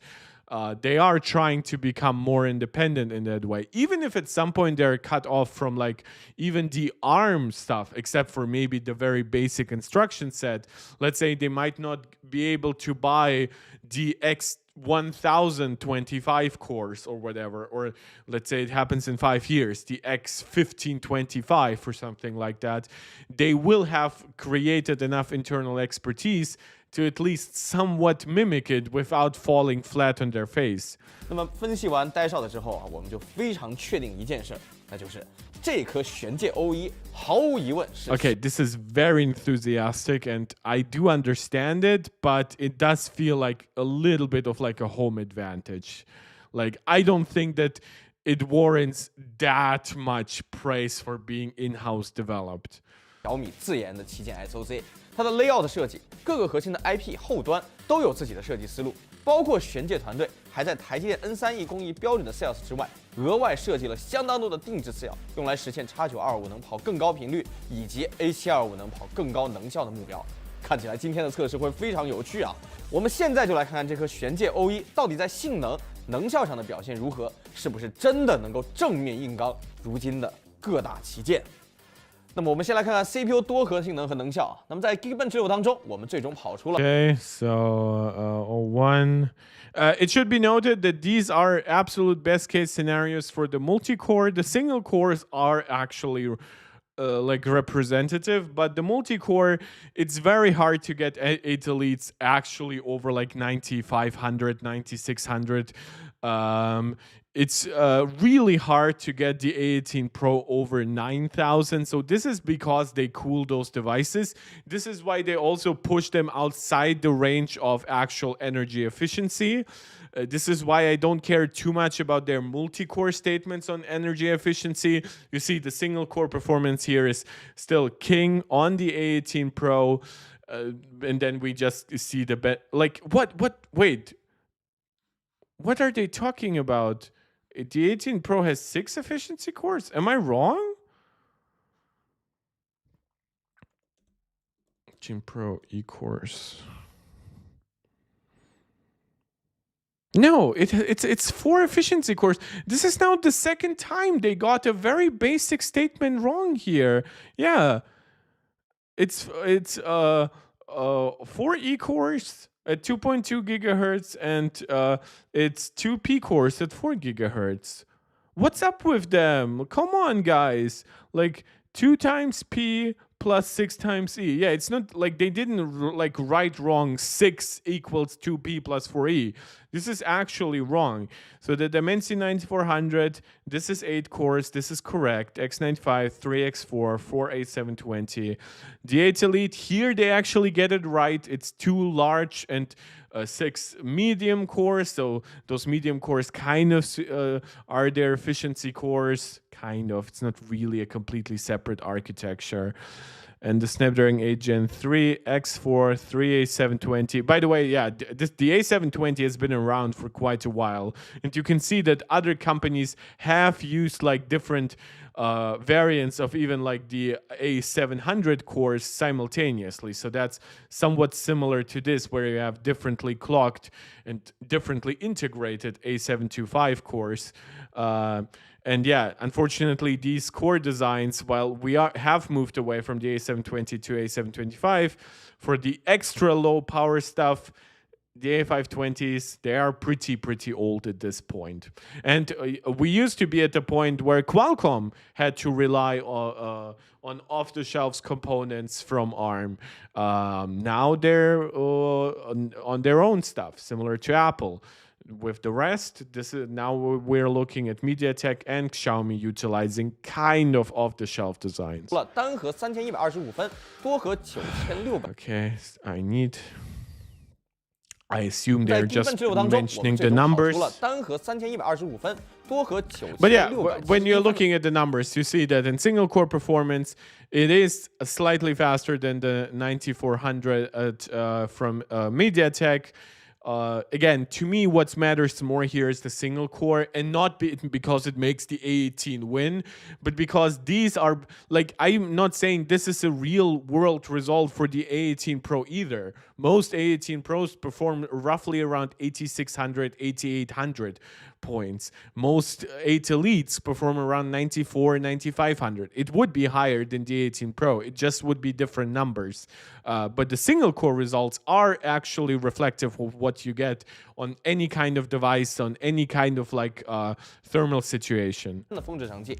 那么从多核能效曲线来看呢，它在10瓦以内啊，已经超过了目前安卓阵营 CPU 8 Elite, which is the strongest CPU efficiency in the Android camp. Okay. 能效最强的高通骁龙8 Elite。But the Dimensity is worse, despite having like the same. Is it multi? Oh, it's multi-core efficiency. So yeah, their multi-core efficiency numbers.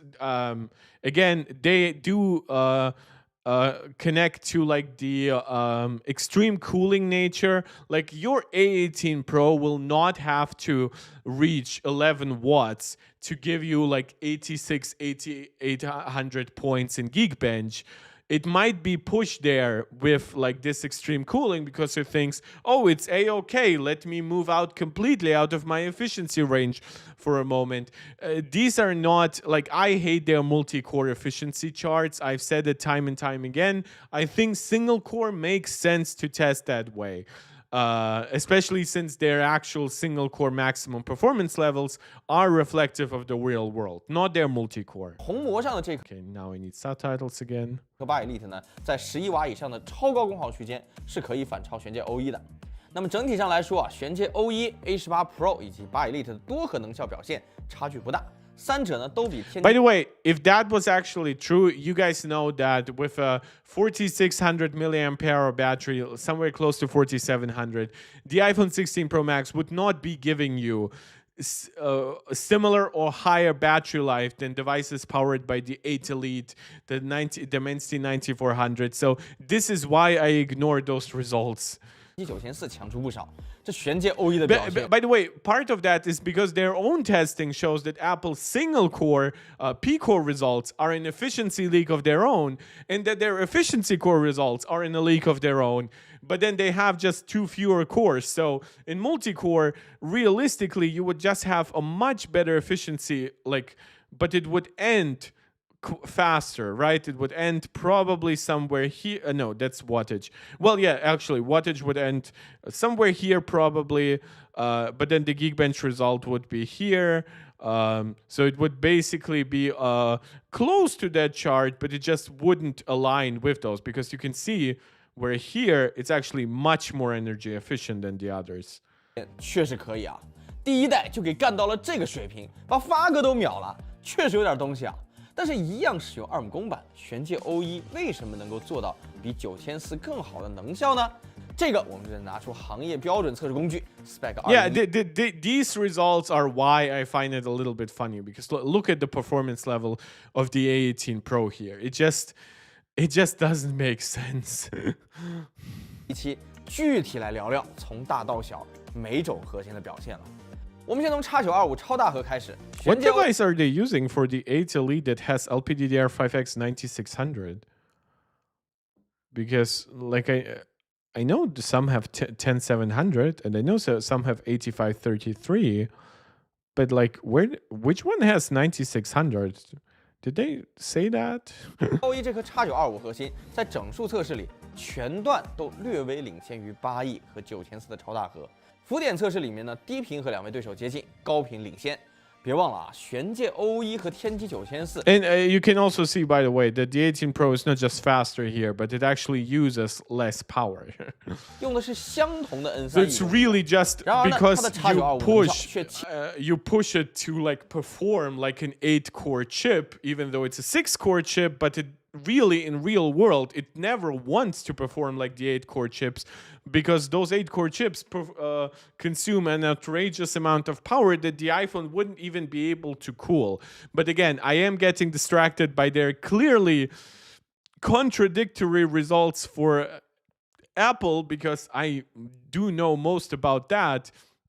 But yeah, the rest performs similarly because it makes sense. They're using very similar tech in that regard. And you can see the similarity of the node. And then the 18 Pro, you can also argue, if you really want to be an Apple hater for a moment, it has the most amount of cache for the P-cores, right? So that's at least partially responsible for its better integer and floating point performance. 轻松打过了发哥的 X925。 甚至于它在3.9 G 赫频点下的功耗，比9400在3.6 G 赫频点下的功耗还要低一些啊！看起来玄界这次的后端设计能力确实是非常。Okay, this is actually very interesting. I fully agree.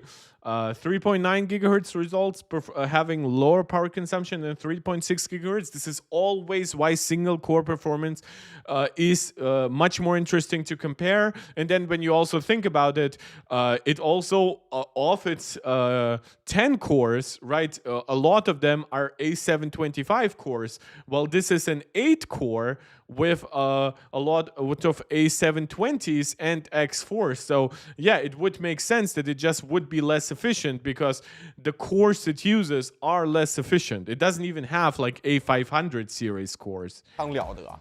当然，这颗超大核的能效比起业内标杆的苹果呢，确实还是有一定差距的。那小米这两颗超大核的另一 I wonder what will happen with the 8 Elite 2, right? Apple is most likely using N3P this year. From how early the 8 Elite 2 launches, I'm almost inclined to believe that it still uses N3E. So unless they pull off some big architectural leap out of the hat, Apple will pull ahead once again. And I'm not talking about multi-core performance. I don't care about multi-core performance beyond like 6,000-7,000, as long as it can be well sustained on the phone. Like even on Pixel, I would be fine with its relatively low level of multi-core performance if it actually was a super efficient from that. But no, it just has bad single-core performance, bad multi-core performance, and bad efficiency. 频率设定在了 1.89 G 赫，不能跑得更低了。那这组超大核应该就是为了应付这种突发的高性能负载而设计的。我们不妨加入它和 A725 性能核的能效曲线，你会发现 X925 这个 1.89 G 赫的低频点正好可以跟 A725 的能效曲线接上啊。那么在更低的性能需求下，系统就会把负载交给 A725 的性能核来处理。这个呢，算是从 CPU 设计师就已经确定好了。Do they have A18 E-core numbers here? Am I just not seeing them? Because they don't have curves for Apple's chips. They only have dots because they don't have like BIOS level control to like change the frequency on that processor. Let me quickly remove for a second. Do they have 18 numbers? No, doesn't look like that. Only for the P cores. I guess they cannot isolate the E cores in terms of software. 调度策略也没必要让 X925 去跑它并不擅长的低性能段。那说到这颗 A725 啊，如果刚刚 Oh, they do have A18 Pro E cores. 表现算是令人满意。那它这个 A725 的表现，我就只能用技惊四座来形容了。我们先来看看性能和 A725 的表现啊。这颗最高频率 3.4 G 赫兹的 A725 有非常宽广的调频区间啊，可以从 0.69 G 赫兹起跳。它在浮点测试里的能效表现， So yeah, and this is why for Apple they only have 1 point. So Apple could be like this or like this. It's really hard to say because we only have that one stock clock frequency to test, even though of course on the system the clock frequency of the E-cores will vary depending on the task. 这全程超越了天玑9004里规模明显更大的X4大核啊，更是比高通的中核 so the A725 is definitely a larger leap forward over the A720 than I thought. 高出了一大截。整数的测试结果也非常强势，除了 3.4 G 赫兹以下最高频被 X4 that makes sense, but then again the X4 is simply not an E-core 超之外，中低功耗区间还是能压着9400的 X4 打的，这和我们熟悉的 A7XX 核心可完全不一样啊！如果和9400的那个 A720 对比，那简直就不是一个次元了。And it better be, right? Because don't forget, as we have seen, those like lower-end cores, they're just not updated as much as the high-end cores. So we might be stuck for another 2 years or so with the A725s. So it better be good. 这两颗 A725 就更离谱了，它们的调频范围从 0.4 G 赫起跳，直到 1.9 G 赫的最高频点。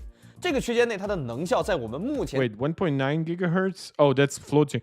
Wait, it matches the A18 Pro's E-cores at 2. Wait, why does it say the 18 Pro is 1.9 gigahertz here? No, that's 1.9 gigahertz for this graph. So the A18 Pro is 2.2 gigahertz. Consumes a little bit more power for the same amount of performance? That would be very interesting. I'm not against that. Again, we don't get the graph, but this definitely just like in isolation, because I think that the A series chips are just way more difficult for Geekerwan to test. So I take them with much more salt than the results for the other Android processors, where they have firmware level control of clock speeds and stuff like that. Yeah, but this is super impressive. 检测过的所有核心里都是最强的，它的最高性能其实跟 A18 Pro 的 E 核差不多。Highest performance is actually similar. Wait, it looks. 但这个点，如果你去对比主板功耗的话 Okay, so it's motherboard power consumption, so they do not have the greatest way to isolate 它甚至比 performance. A18 Pro 的 E 核跑满的情况下还要低啊！这个能效实在是太离谱了。尤其是最低频点下，我们测得的主板平均功耗仅有不到 0.2 瓦的程度啊！这就让我不禁在想啊，它这个中核或者说实际上就是小核啊，既然这么给力的话，那还有必要放那两个 A520吗？看完了 CPU 能效，我必须得说啊，玄界 O1 的表现是远远超过了我的预期的。尤其是 CPU 3种核心的能效衔接非常漂 The 亮， 3 没有一 cores? 种的能效表现是有明显短板的。基本上对应任意一个负载都能找到一个比较优的能效点。3种核心可以互相接力。如果对比高通和发哥，你能看到玄界这个大中小核的衔接， Well, technically it's even 4 if you really want to count the 10核 different CPU 加全新团队 A725 手感体 courses 验 completely 应该会 separate. 很灾难。没有想到啊，这个玄界 OE 的能效不仅不灾难，甚至还 Unexpectedly, what the? Oh, it's not a disaster. 挺拔 Okay. 尖的。那对于小米玄界的初代 SoC 来说，这显然非常出人意料。小米玄界向我们证明了，用公版 IP 加优秀的后端，也可以做到很棒的能效。这就是芯片设计能力的体现了。I mean, well, there's also the component of actually designing it from the ground up, but okay. 除了能效表现，我们还测试了玄界 OE CPU 部分的核间延迟和内存与缓存延迟。Okay. 是2颗大核之间延迟26纳秒，跨 cluster 之间呢也基本就在80纳秒左右的水平啊。那这个核心延迟表现在移动 SoC 里属于非常不错的水准，内存延迟表现也挺好的。它的 X925 核心呢，在64兆深度下的内存延迟 they 大概 even 在 test that. 110秒 That's 左右， very 显著 interesting. 强于天玑9004。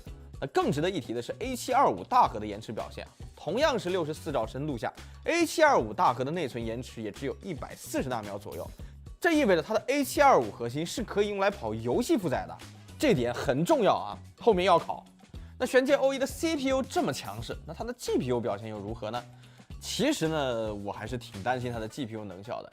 一方面，这个16核的 GPU 规模啊，对于手机 SoC 来说实在是太大了；另一方面，它没有 SLC 的特性，应该也会影响 GPU 的表现。那结果啊，确实也不出所料，在3D Mark S3L 的能效测试里，OE 的 GPU 能效确实是明显不如天玑9004和骁龙8 Elite 的。Yeah, it did also like these AAT numbers, they're complete trash. They're never backed up by like by actual games. They used to actually look way worse for the 18 Pro because of like they used to run this on Wildlife Extreme. At least now they use Steel Nomad Lite.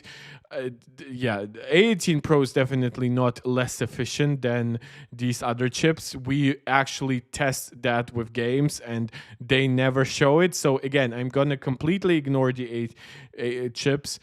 Okay, now we clearly have an inefficiency versus these chips. But it has a higher peak because it has more cores.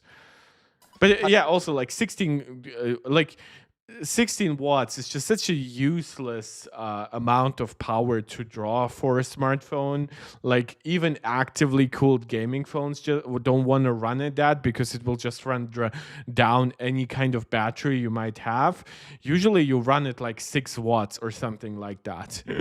它是介于 A18 Pro 和骁龙8 Elite 之间。 No, it's not. I'm sorry. You can claim this how much you want based on this piece of shit data, but it's not.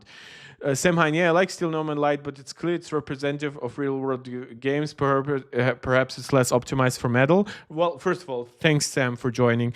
The other point is also we have to acknowledge that their insight into Apple's chips is not the same. So sometimes we don't know when do they measure just the chip, when do they measure the motherboard and stuff like that. How much else power is drawn? Can they turn off everything else on the motherboard? Right, so to me, this is really, it has to do with methodology more than anything else. So with games, sure, we get the energy efficiency advantage coming from the CPU for iOS, but then we also still understand that that energy efficiency advantage alone cannot account for just how crazy efficient the A18 Pro is in games. Now, could you argue that maybe at its highest clocks it gets less efficient? You see here it's a little bit closer, I guess, but I just ignored a lot of their Apple findings, honestly. I think they're good when they have a lot of tools, right? So if they're working on a open platform, be it Windows or even Linux, or in this case, Android, right? But when they're working with more closed-off systems, they just have way less data to work with.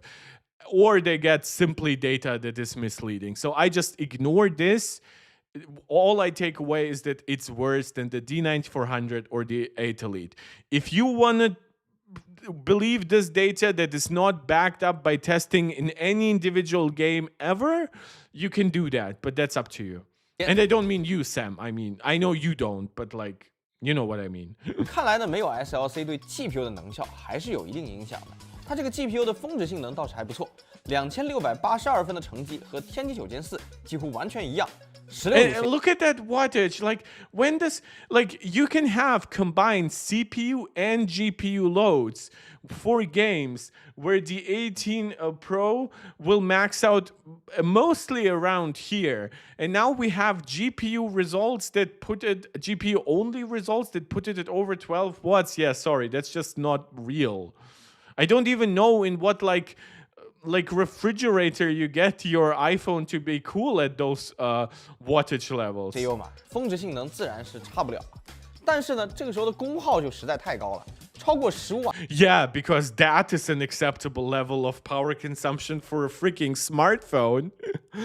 它的平均功耗对于 Yeah, even 10 watts is too much for sustained power draw. Just from one component of the chip, by the way.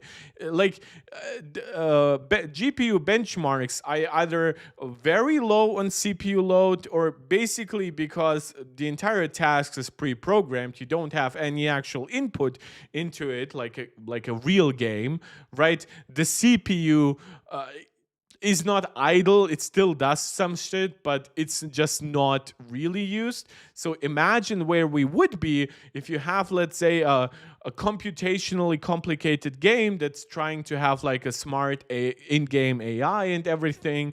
Maybe you want to run it at 60 FPS. Where would we be then? At 20 watts, 22 watts of power consumption? 还是有点太超前了，在手机上呢，基本上100%是用不上这段性能的。但话虽如此啊，它这个 GPU 能效，如果你去对比前代的8阵3或者说天玑9300来说啊，还是明显要更强的。只能说这一代啊，发哥和高通的 GPU 能效进步都太大了。那就看看小米能不能在未来的玄机 O2 里把这个 GPU 能效迭代得更好吧。那么我们测试完了玄机 O1 的能效，接下来就该在现实世界里体验一下搭载它的小米15 S Pro。游戏是比较容易看得出来性能差距的，所以我们就先来跑游戏试试啊。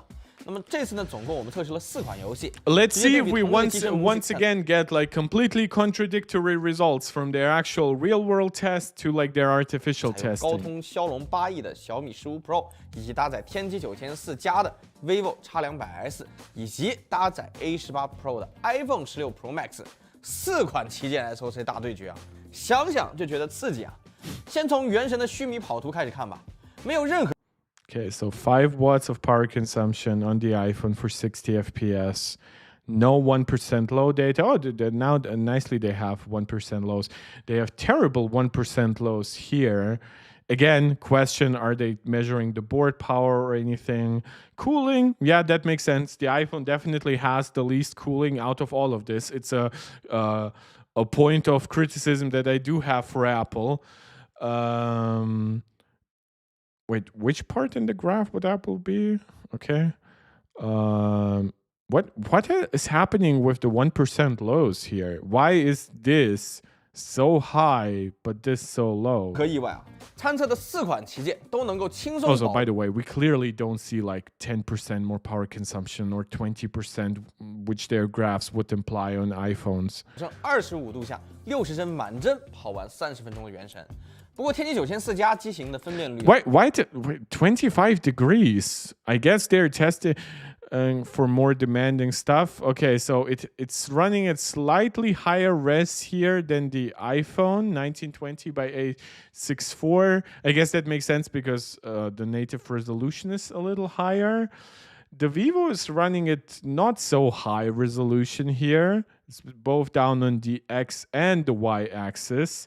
So in this case, we are very much like, I would say the iPhone here is then more efficient because it runs more pixels at the same basic frame rate. Yeah, I have no idea what to sub with that terrible 1% low. I would love to see what they are on the iPhone. 要稍微低一点，因此呢，功耗也要稍微低一点。那么对比其他几款机型呢，玄界 Again, zero accounting for the resolution difference. No idea why they always do that. 的小米15S Pro 的功耗比8亿的小米15 Pro 功耗呢稍微高0.1瓦，比起 iPhone 16 Pro Max 呢稍低0.06瓦。可以说，在原神里面，玄界 O1已经达到了这一代旗舰应有的能效表现。那么在压力更高的明朝里面，小米15S Pro 跑出了50.8帧的平均帧。Okay, so. Okay, yeah. This is a more typical result. Okay, Sam, this is where our discussion of real-world results. By the way, look at the heat output on all those devices at around 5 to 6 to almost 7 watts, right? Do you see why any result measuring anything over 10 watts on just the CPU, on just the GPU is completely worthless? Can you imagine what that means for the actual end result? Now, resolution here. Wait, why is the iPhone so low? Okay, this result is worthless. Why? Oh, does the iPhone use AI upscaling here? But okay, so these results are just completely non-matched between systems. So, okay, these are worthless results. Thanks again. So we can once again completely exclude iOS. Thank you. I guess here we are more similar. So the 15S Pro, yeah, it's a little less efficient, but it does give you a tiny bit more performance than the 8 Elite, I guess. So yeah, good for you, I guess. The iPhone also pretty spiky, so the 1% lows will not be too great. This looks like it actually has the best 1% lows, but it's not? Okay. 但是它降频后的策略和目前 Also, if you're testing games, please test things that are also not all on the same game engine. 小米15 Pro 就截然不同了。8 Elite 的小米15 we need subtitles. Pro 降频之后啊，帧数跟过山车一样，在30帧到60帧之间来回波动。那小米15S Pro 呢，则是均匀的降频，两者呢基本都可以在满帧下维持个10分钟左右。平均帧更高的小米15S Pro 功耗也要稍微高于8亿的小米15 Pro。帧率上呢没有打过调度明显更刚的这个 X200S 啊。那么 iPhone 在这里呢，因为分辨率更低。Okay, so at least they acknowledge that. Let's not directly. 黄金的时刻跑图。Oh my God, they're only using MiHoYo games, guys. There are other games under the sun. All of this stuff is like on basically the same engine. 我们这次测试了25度 WiFi 和35G 两种。I mean, I guess those are probably the most popular things in China, but come on. What's about the iPhone?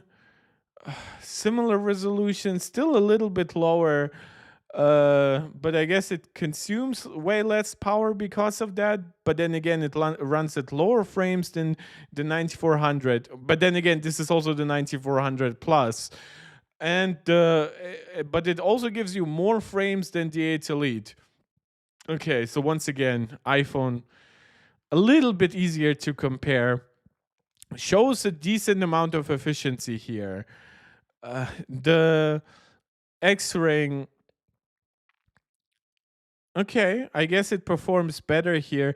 But then again, this is also the problem with testing these games, only these games, because he said it's 4 games and 3 out of those games are basically more or less the same. Like, what if Xiaomi specifically optimized their drivers for this game? It's kind of like how CSGO used to be like a CPU benchmark for games. So you had like specifically AMD and Intel optimized for CSGO. And sometimes the latest AMD chip, even though it would like underperform the Intel chip back in the day, like in the Zen Plus and Zen 2 days, by 15-20% in highest end frame rates, right? But then in CSGO, it suddenly was at the same level or even higher. So clearly you can do some trickery. 表现，在25度 WiFi 下 We need subtitles again. 小米15S Pro 跑出了56。I am giving you the analysis of the data they are then talking about, so you guys can live for 3 seconds without subtitles. 在平均功耗接近、机身温度稍低的情况下，帧数更高。而且查看调度不难看到啊 ，CPU 超大和全程都没有开启，即便是前面满帧的部分 ，CPU 也只开启了 A725 大核。最高频率甚至都不需要跑到3.4 G 赫，3.0就可以完全应付了。看来这4颗 A725大核的游戏性能确实是相当可以的，在保证性能的同时，用优秀的能效表现降低了功耗。但是呢，小米15S Pro 在30度5G 下的表现就没那么好了，它的表现比高通版的15 Pro 还要稍弱一点，更是比不过叉200。Okay, didn't expect the iPhone to outperform here, but okay. Yeah, I guess the 1% lows are especially disappointing, but they aren't too far apart. 虽然我们在5G 下测不出 I would love to see some actual like real-world battery life based on those results. 重要的影响因素。最后，轻松愉快的王者荣耀120人测试。iPhone 呢，由于 promotion 的策略问题，我们暂时不对比3款安。Wait, what? What was 安卓阵营的旗舰iPhone 呢，由于 promotion iPhone is not compared for the time being due to the promotion strategy, which does what? 不对比。Oh, is there subtitles? 3款安卓阵营的旗舰 SoC 都可以随 Can 便 run full frames at will. 小米15S Pro 这里的功耗呢显著低。Whatever, man. Jesus. Okay, so the 8 Elite is the most smooth here because its 1% lows are much closer to its highest frame rate. But then again, you do consume less power. How convenient that you don't fucking test a low power game on the iPhone. There are plenty of games that go to 120 FPS. 这里呢，咱们重点来看看悬界的调度啊。你会发现超大核基本上全程都停留在最低的 1.89 吉赫兹频点。实际上，这颗 no SoC 的调度策 resolution. 略是在 Okay. 不需要超大。This is like testing mobile games is difficult, but you guys are really doing a bad job at this point. 峰值性能的时候呢，就尽量让超大核离线，用4颗高频 A725来搞定啊。那么 A725 that to me is the most interesting data. The A725 definitely is something that Apple should probably have some kind of different e-cores to compete with that, right? Something that clocks higher, so it more often can take over from the P-cores. Or just give us also 2 more e-cores, something like that. But yeah, it's going to be interesting to see. 绝对不麻烦超大核出场，尽可能去发挥 A725 的能效优势。所以在游戏里啊，大部分情况下，它其实是比较接近于一颗6核的 A725 处理器去调度的。那么在需要突发性能的时候呢，它会先让4颗性能核 A725 提频。那如果性能还是不够用啊，那它就会唤醒超大核来保证性能输出。那这个调度包络策略啊，之所以能实现，就是因为我们前面所讲的悬界 O1 的3种核心能效衔接的很不错，这样才能真正做到按需调度不同种类的核心。那么在游戏部分看下来啊，这个悬界 O1 确实并不逊色于高通和发哥的旗舰 GPU 能效 Brother Foz? Who's Brother Foz? 上的短板和 SLC 缺少的短板可以被 CPU 能效的长板所补回来。总体来说还是有旗舰水准的。那么悬界 O1 的性能表现 I mean, I would have loved to seen some other games, but yeah, it didn't look bad here. 我们是完全不担心了。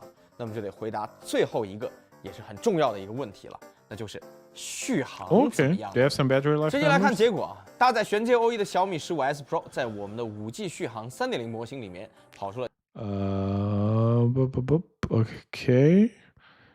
It's not, I mean, for a 6100 milliampere hour battery, that's not too crazy by their testing. And once again, I do tend to blend out their iOS results because they do not line up with other tests where the iPhone is included in battery comparisons.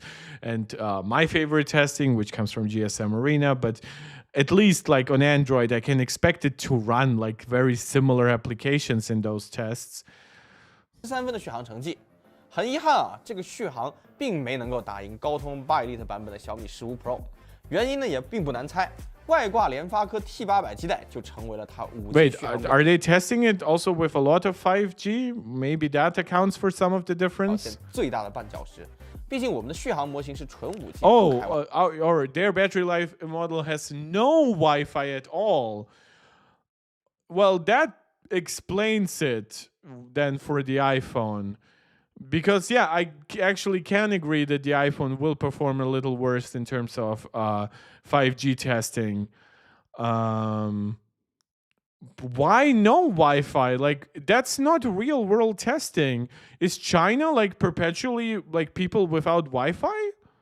WiFi 的。那么外挂基带所要面临的问题就不仅仅是基带本身的功耗了，还有 SoC 和基带之间的连接开销。Also, by the way, I tried out like my 5G iPhone modem in my iPhone 15. By going into elevators back and forth. I looked very strange doing that, and I found that I had none of the super long delay between it losing connection and finding it again. It could take like up to 5 seconds, but in their testing, it took like 20, 25, 30 seconds sometimes. So, no idea. Maybe there have been some driver updates on Apple's side, or their testing is just extremely unrepresentative, but I wish there was more detailed testing like this from other sources that could modify the methodology a little bit so we wouldn't be relying on just one person. Like in the PC space, if at some point like Hardware Unbox might screw up a little bit, you have Gamers Nexus, Jay's 2 cents, even Linus Tech Tips, Daniel Owen, right? Here we are, unfortunately for mobile tech, we are very reliant on this one outlet. E 呢已经向我们证明了换一个好一点的基带对续航来说有多重要啊。那要想 Yeah, also interesting that their 16E results are unironically a lot better than the GSM Arena 16E results. So, yeah, very interesting testing dynamic. 解决这点，小米就必须做到能够自研基带。好在呢，小米肯定很早就已经意识到这个问题了。手表里呢已经用上了4G 的自研基带，但是5G 啊显然有太多难关要克服。Yeah, it's also licensing and stuff like that. 这么久才能做得出来啊！希望能在未来听到玄界5G 基带的好消息吧。但目前来看呢，续航确实也是这代玄界 O1 的机型相对来说最短的那块板。好了，聊到这里啊，相信你已经了解了小米。Yeah, I don't need their summary because again, their summaries tend to be slightly disconnected from the actual results. It definitely looks like a promising chip.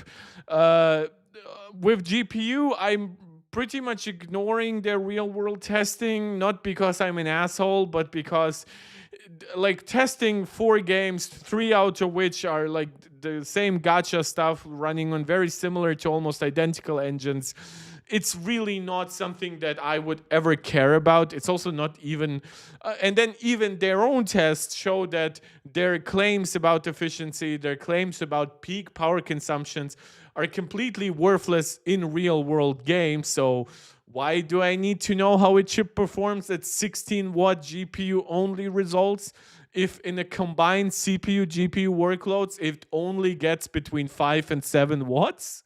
And yeah, so but when it comes to, let's ignore the A18 here for a moment.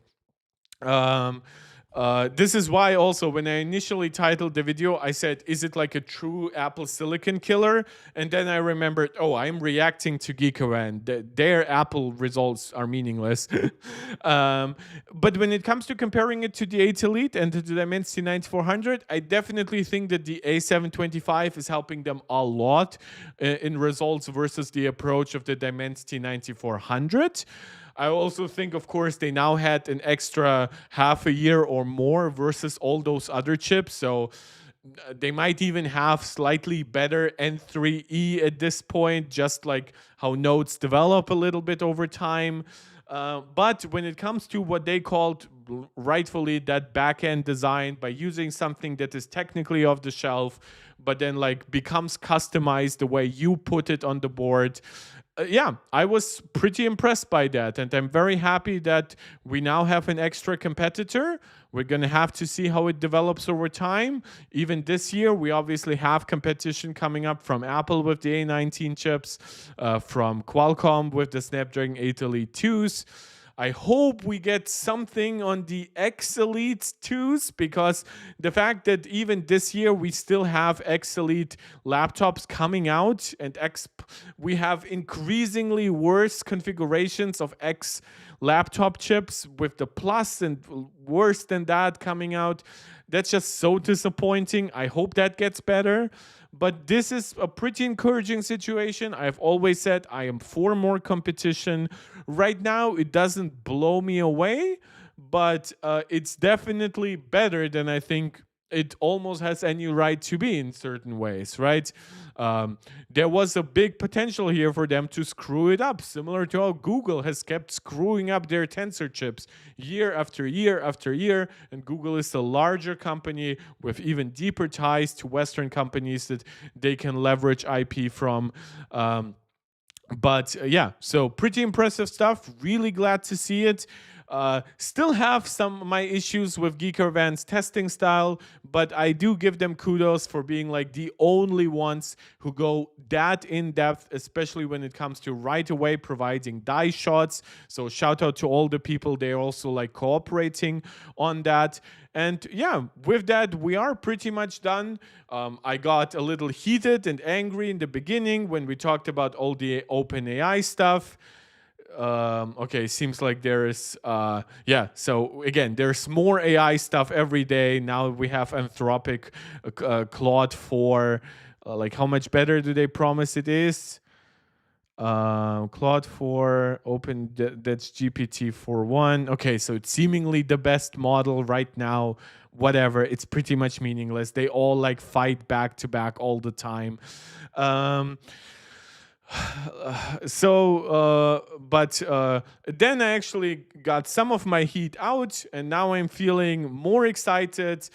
Still looking very much forward to WWDC. Gonna live stream my reaction to WWDC, and then the days following that, I will be reacting a lot to all the new stuff coming out. So thank you guys so much for encouraging me to keep going. Thank you to anyone who finds me live or who later tunes in. And last shout out for you to do the YouTube jazz, subscribing, liking, sharing, commenting. And as always, let me know what you would like to see me cover next. Thank you so much. This is Mark Tech, tuning out.